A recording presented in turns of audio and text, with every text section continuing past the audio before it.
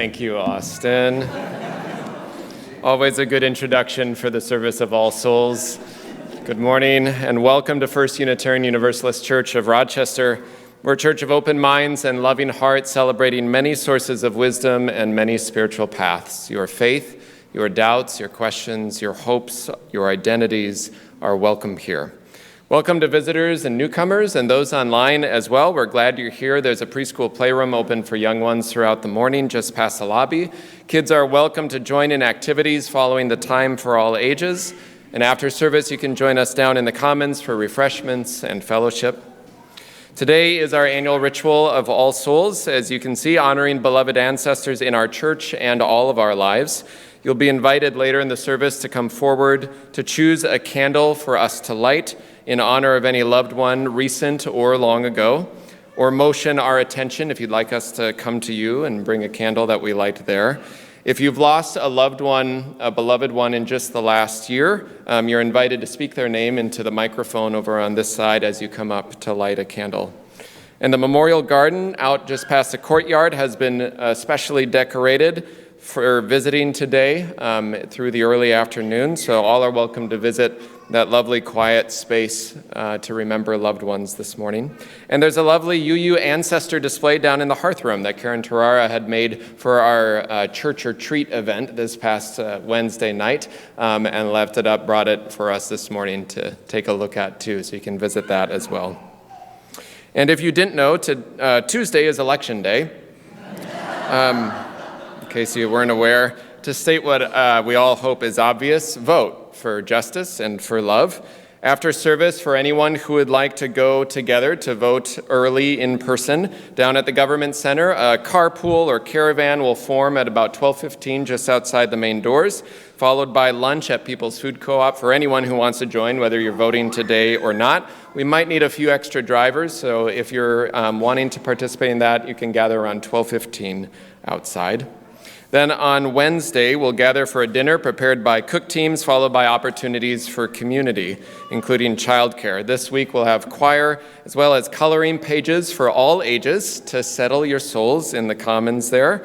And then we'll have a brief Vesper service right here in the sanctuary with music, candles, poetry, just a place to settle our souls in community together on Wednesday night. So supper's at 5:30.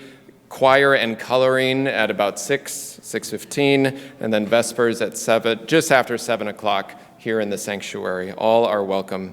And there are still poems and chalices down on the table in the lobby to take good care of your soul this week. Our justice partner for November is Community Food Response, a longtime member of our church. And you can read more about them in your order of service and through the e-news. All of our collection today will go to their work, so I invite you to give generously as the plates pass or online through the QR code as well. Thank you for your generosity. Two last events to note. Feast with Friends, an annual gathering, will happen here on Thanksgiving. You can sign up to bring a dish to share downstairs, and we're looking for a few folks to help with some setup and decorating. So if you're interested, you can contact the office or see more in your e-news or more down in the commons.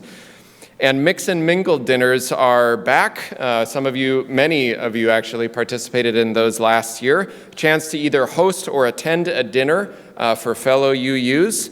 You can sign up downstairs. It's a chance to meet new folks and build community. Sign-ups begin today in the Commons, and we hope you can find a dinner to join. You can find more in your e-news and down in the Commons today. If you brought any mementos for our altar today, pictures or small objects, you can place them on the altar anytime during the music or when you come up to light. All are welcome. So I invite you to take a breath of gratitude for this time together. As we enter our time of worship with these words from our minister in the 1870s, the Reverend Eliza Tupper Wilkes. May our faith in humanity and our message of hope and good cheer light our way. It's good to be together, and her picture is centered here on our altar. I invite you to our opening hymn will call us back in just a moment in your gray hymnal, but I invite you first to rise in body or spirit, greet those around you, and wave to those online.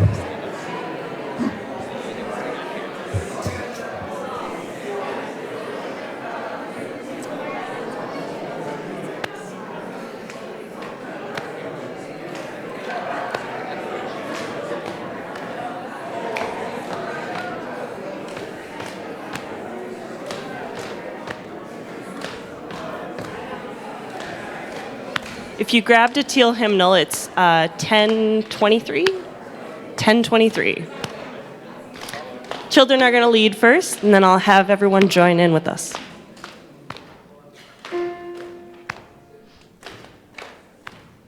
Building bridges between our divisions, I reach out to you, will you reach out to me?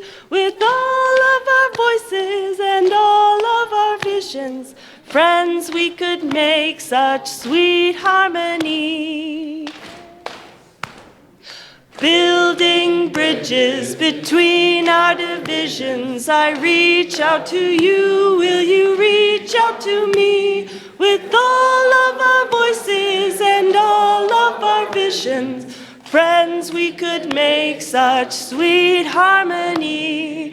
Building bridges between our divisions, I reach out to you, will you reach out to me?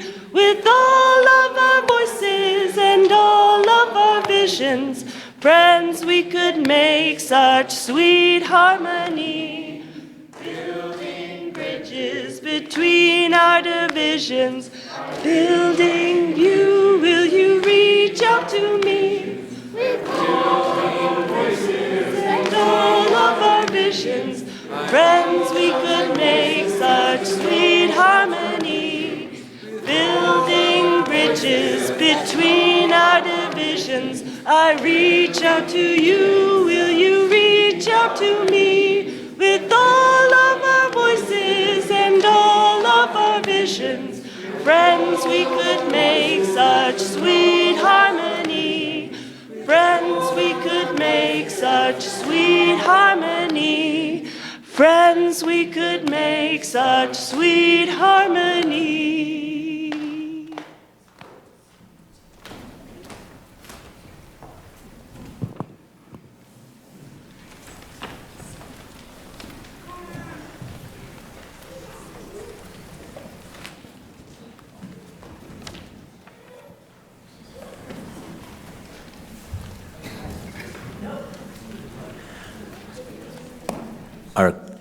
Our chalice lighting this morning comes from Clara Harner, in remembrance.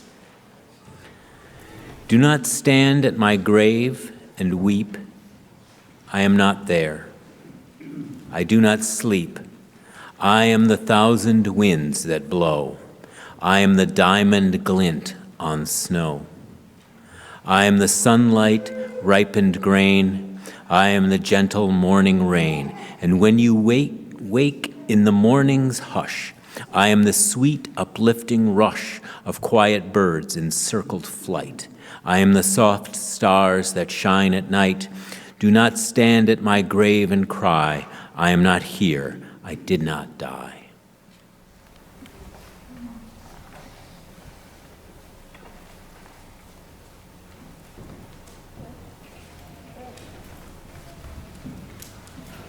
In gratitude, we'll receive today's offering. And we're going to invite you to join in and sing along with us. Just follow the kids, and I'll try to give you a cue too.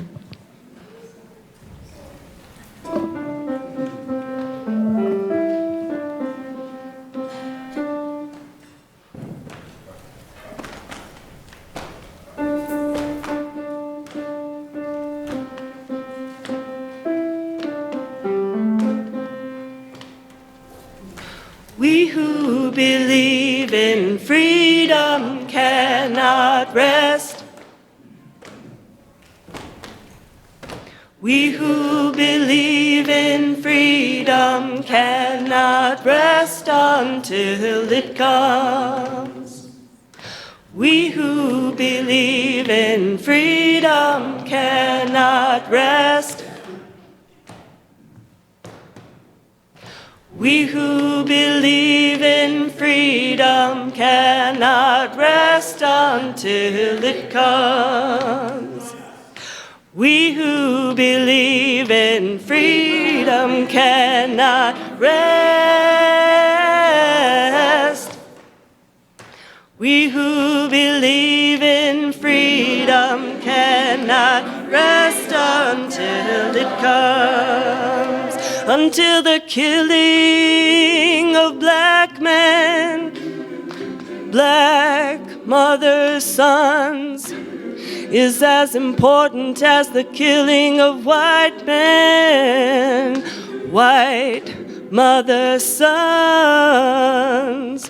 That which touches me most is that I had a chance to work with people, passing on to others that which was passed on to me. We who believe in freedom cannot rest. We who believe in freedom cannot rest until it comes. To me, young people come first. They have the courage where we have failed.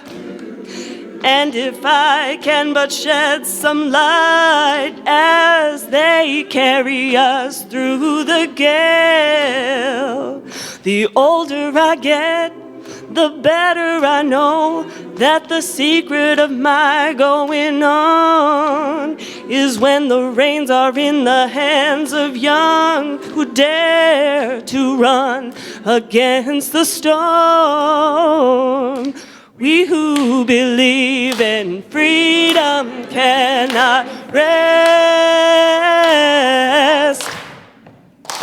We who believe in freedom cannot rest until it comes. Not needing to clutch for power, not needing the light just to shine on me. I need to be one in the number as we stand against tyranny. Struggling myself don't mean a whole lot.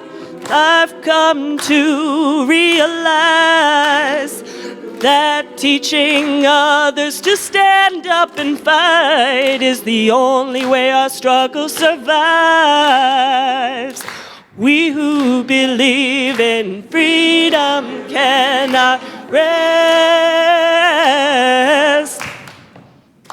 We who believe in freedom cannot rest until it comes. The woman who speaks in a voice, and I must be heard. Sometimes I can be quite difficult. I bow to no man's word. We who believe in freedom cannot rest. We who believe in freedom cannot rest until it comes. We who believe in freedom cannot rest.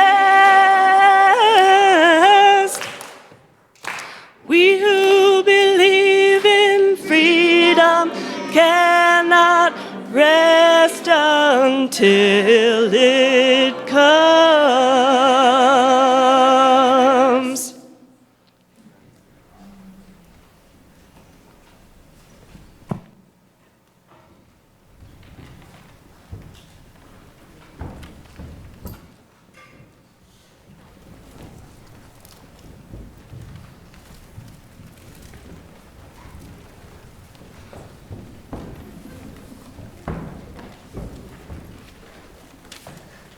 We're going to have everyone stay seated today so you can see the pictures up on the screen.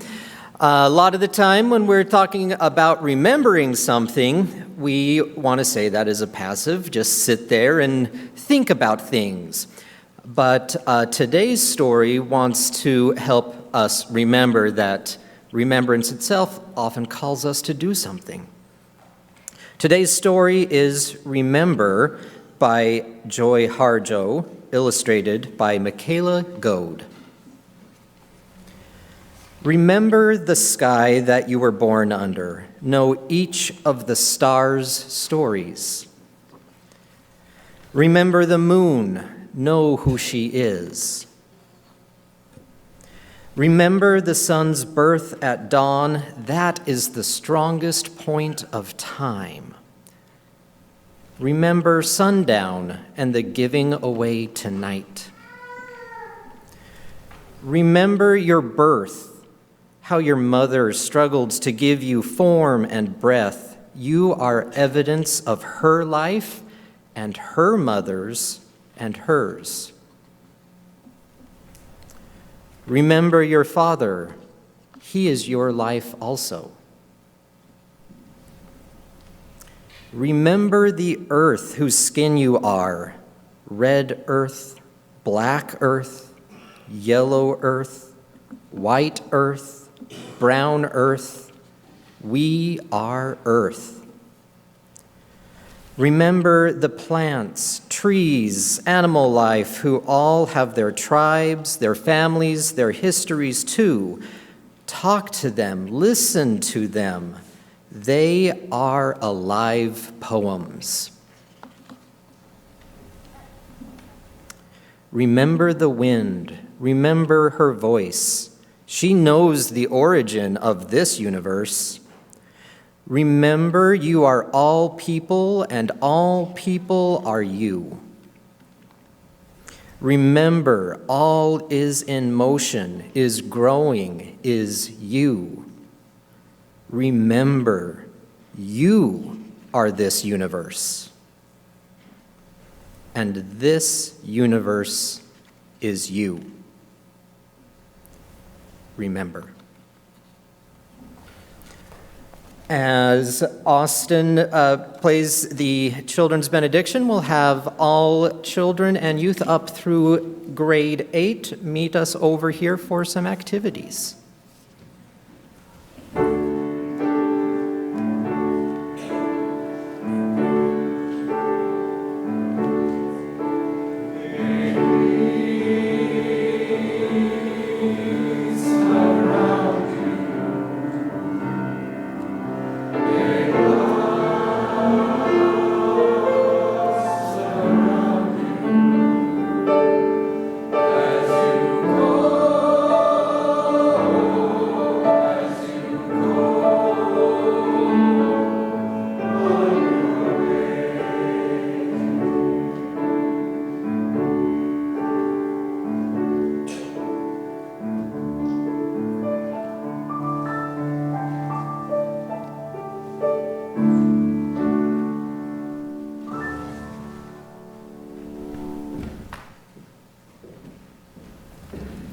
I invite you to take a breath.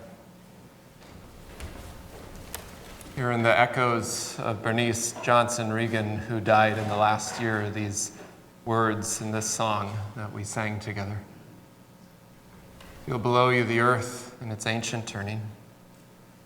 Above you the sky, and beyond that the stars shining with their ancient light, holding you in this moment, this breath.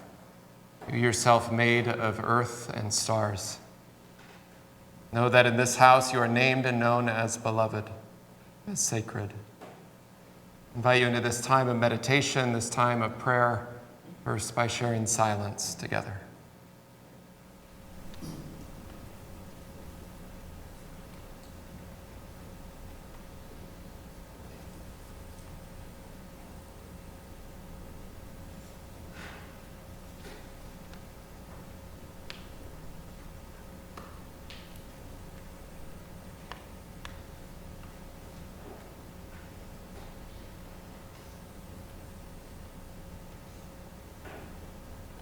Spirit of life, source of love, God and Gaia of many names and beyond all naming. Remind us of the things we know, how the sky each morning and each evening invite us to mark beginnings and endings with color and swirls of shifting light, how a simple flicker of a candle or steam rising from soup or coffee or tea can signal that amidst all the dread, which is also true, sometimes it needs to take a seat to nourishing the soul for a moment. Remind us of what we know, that while every election matters sometimes very greatly, It is also every day between where we do most of our living, most of our working for a more just and loving world, and that each outcome might reduce or increase harm to those we love. Remind us that the greatest power beyond any office that we all hold is love, and that, as Adrian Rich says, we must cast our lot with those who age after age, with no extraordinary power, reconstitute the world. This day we hold Sarah and Walt Rothwell, who will gather to remember Sarah's brother Clancy this week here for Memorial on Saturday. We hold all family and friends in deep love. We hold Lisa Talcott, who will have hysterectomy surgery on this Tuesday. We send her love for healing in all these days to come. We hold in our hearts this day all those who suffer in mind, body, or spirit. Invite you to bring the names you're holding in your own heart this day in joy or sorrow, celebration or concern, and silently or aloud now in this time to speak their names.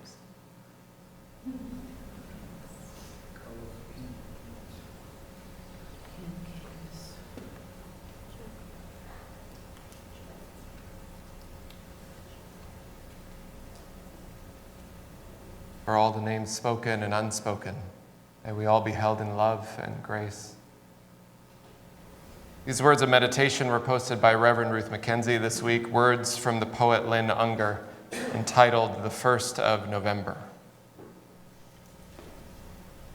I have changed the filters, washed the sheets, gotten a mammogram, anything I can think of to claim a bit of order and control and safety. Anything to nudge the future into the place where it belongs. And there, in the midst of it all, were the roses blooming away as if everything was fine. Silly things, I chided them, even as I clipped some sweetness to bring inside. Don't you know that winter is coming? The roses giggled, shaking off drops of rain and responding, can you think of a better time to bloom? May that be so. Amen. I invite you to be seated as we sing together. Amen.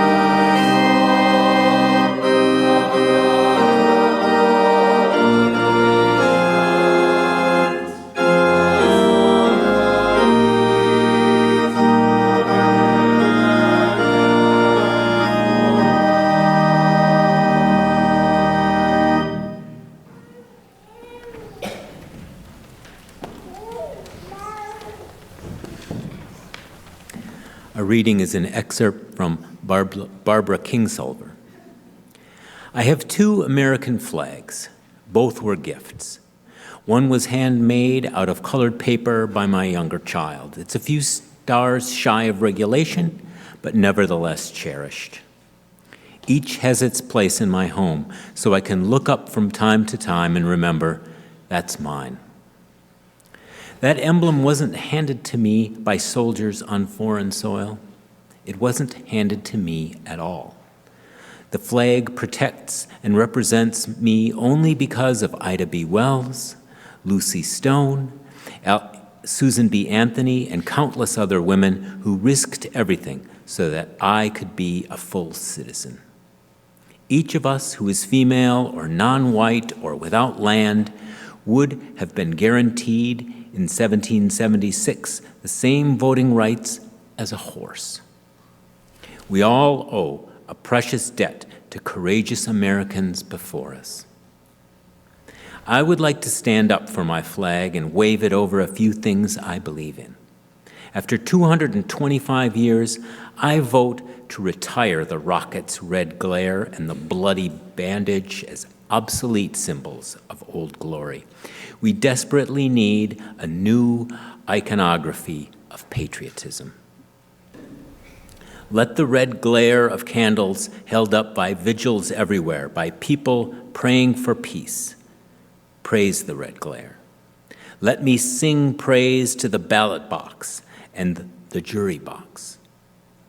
What could be more honorable a symbol of American freedom than the suffragists' banner, the strikers' picket, the abolitionists' drinking gourd, the placards of human protest from every decade of our forward-moving century?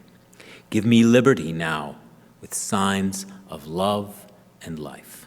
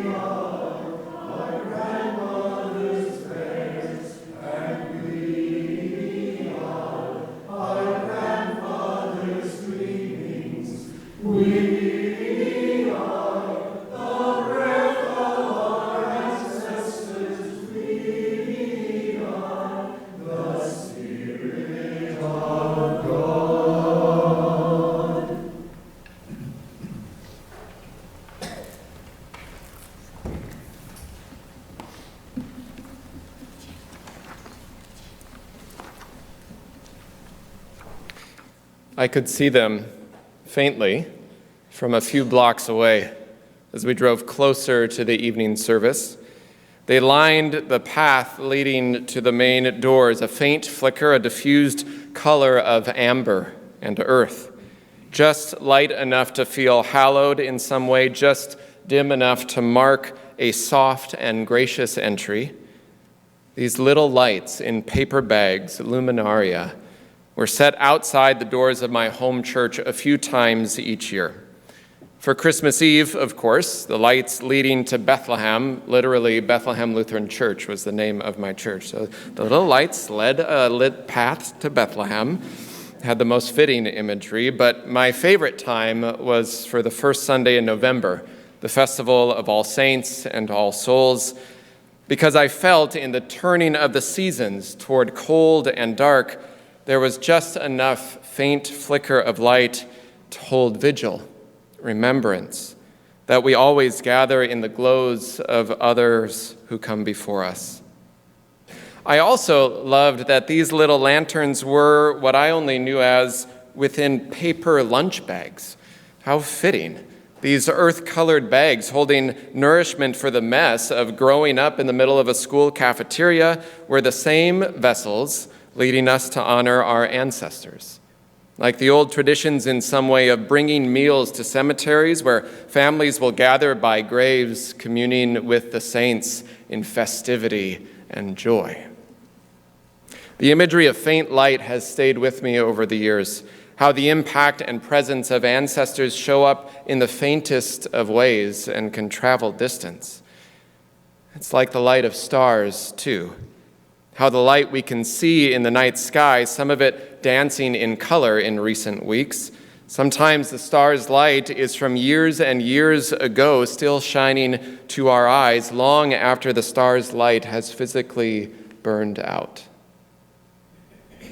Poet Misha Sanders writes, "Remember in science class, they taught us that our night sky is filled with the light of stars already long dead 1,000,000 years ago? And remember how hard it was to imagine that without having to lie down about it. Anyway, I think you would really love all these new space images now this technology has shown us since you left. They make those ghost stars as real as the auspicious day they were supernova. But I didn't really need high-def pictures," she writes, "to believe in stars that aren't there, because I knew you before you faded into ash and ember, and my night sky is still so bright with your light." Maybe for you it's the lighting of candles at All Souls, or maybe it's the recipe you make that was written by their hand. Maybe it's their jewelry that you wear, or the wrench they used, or the way you tell a story or laugh that sounds just like them. Maybe it's the way, like the plant in our home right now, only blooms the time of year that they died.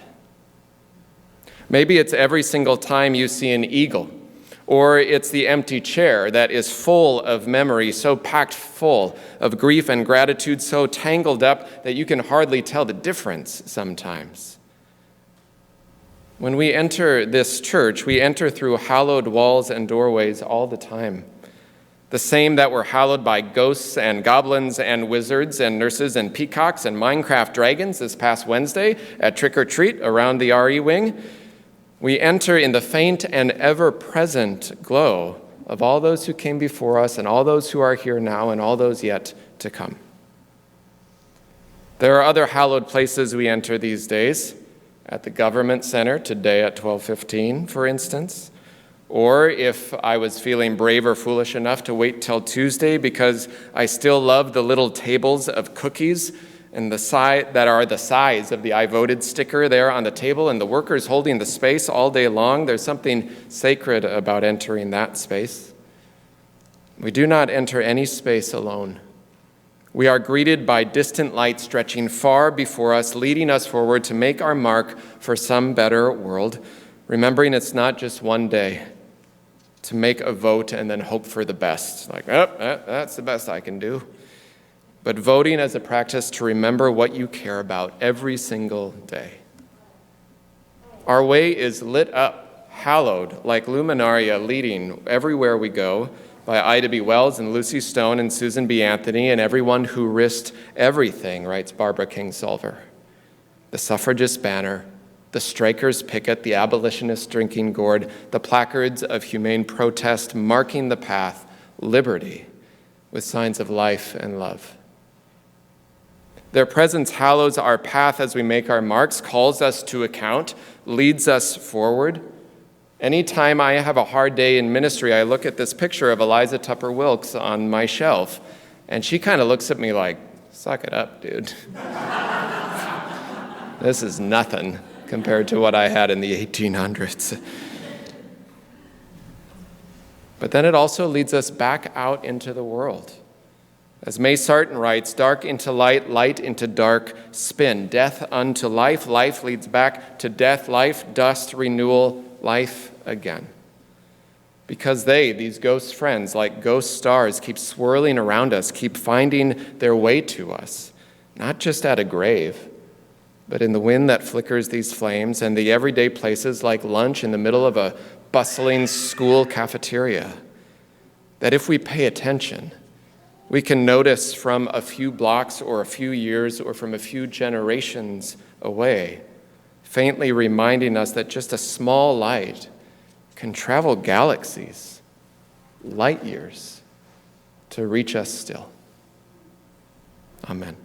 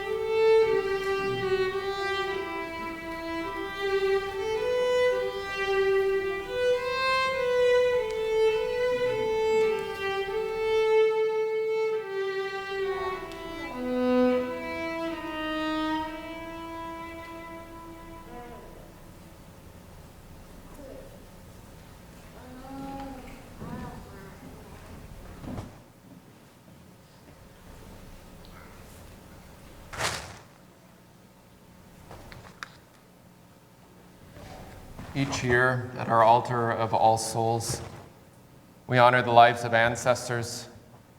We hold their presence in sacred memory by speaking their names and lighting candles.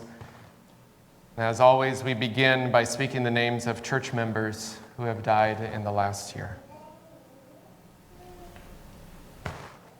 Randy McKeeman.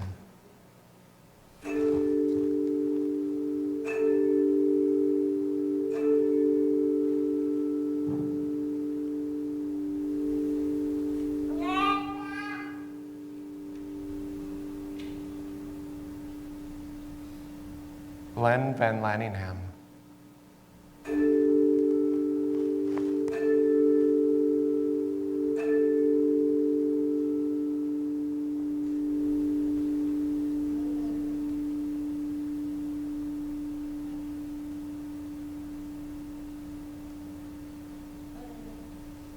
James Olson.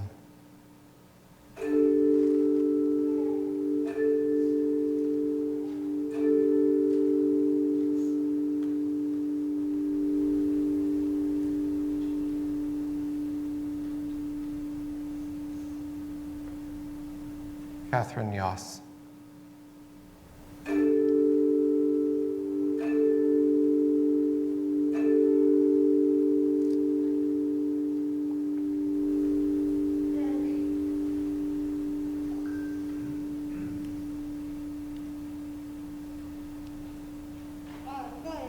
In the rising of the sun and in its going down, we will remember them.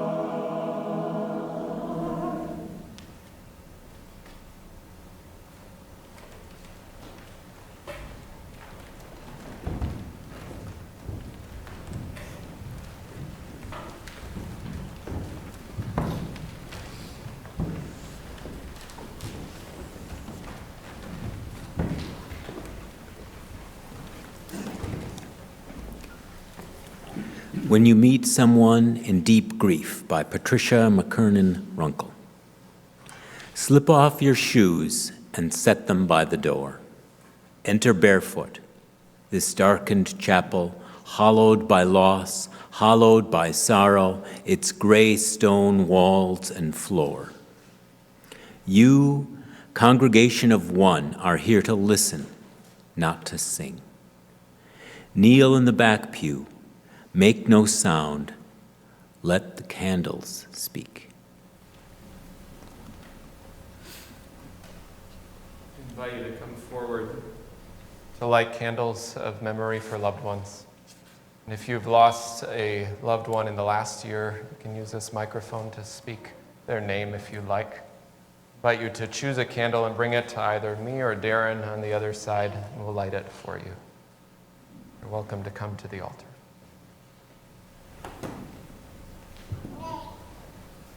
My uncle Henry Ledinka.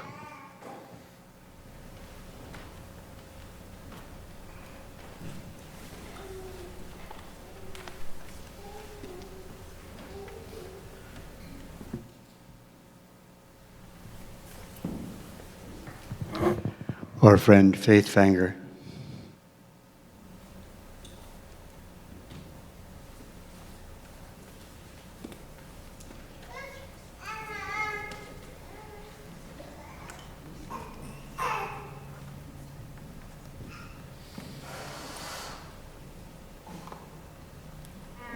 Earl Jacobson.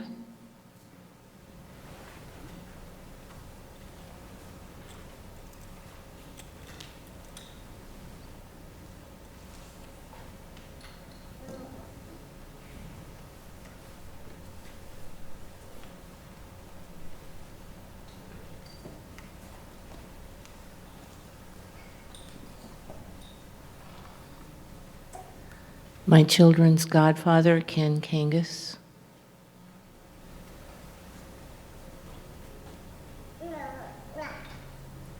My brother, Clancy.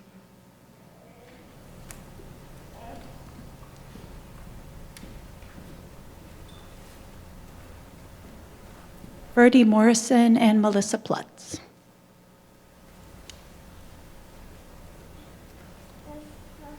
My cousin, Oscar Shire.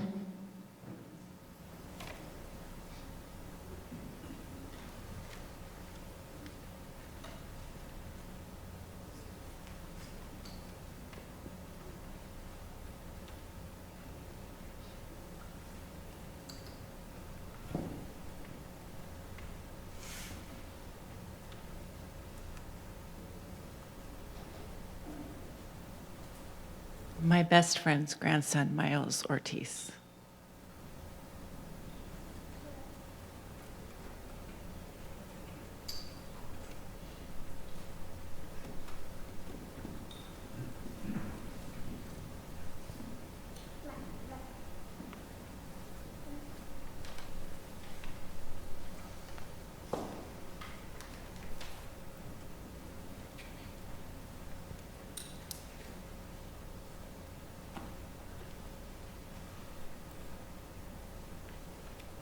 My uncle, Gary Cordy.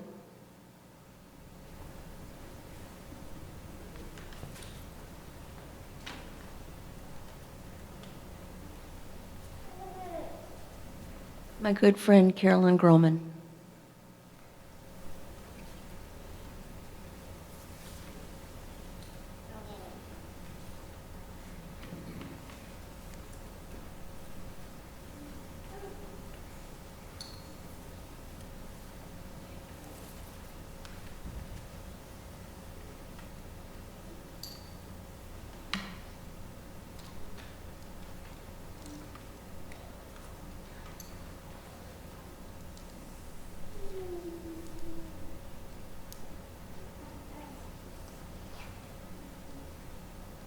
For all those named, for all those unnamed and unknown, light candles in gratitude, in grief, in love. In the rising of the sun and in its going down, we'll remember them.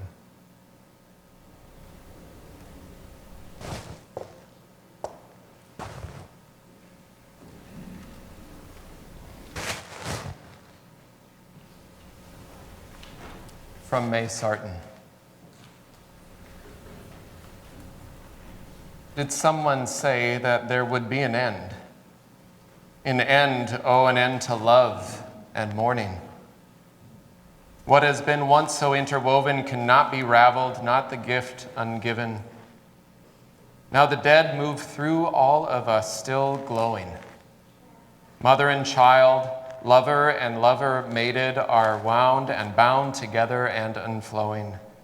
What has been plated cannot be unplated. Only the strands go richer with each loss, and memory makes kings and queens of us. Dark into light, light into darkness, spin. When all the birds have flown to some real haven, we who find shelter in the warmth within, listen and feel new cherished, new forgiven, as the lost human voices speak through us and blend our complex love, our mourning without end. Amen. The hymn is for all the saints. I invite you to rise in body or spirit as we sing.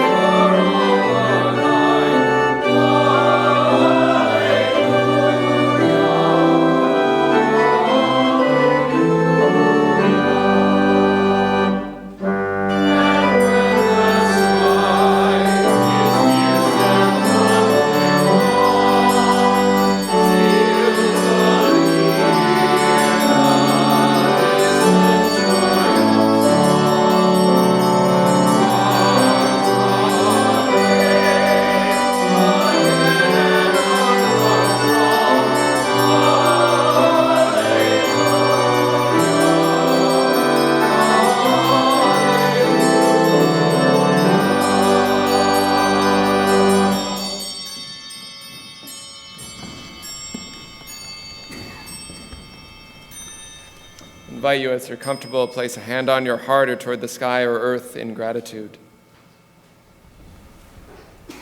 Ring the bells that still can ring. Forget your perfect offering. There's a crack in everything. That's how the light gets in. May it be so. Amen.